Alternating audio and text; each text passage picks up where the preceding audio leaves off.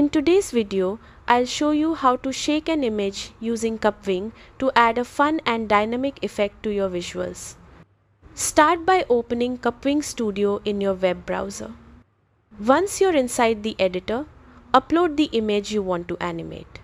You can drag and drop the image directly into the workspace or use the upload option to select it from your device.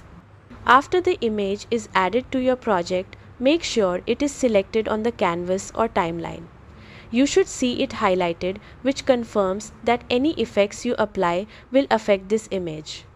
Now look to the right side of the screen for the editing panel. In this panel, find and click on the Animate option. This will open a list of animation effects you can apply to your image.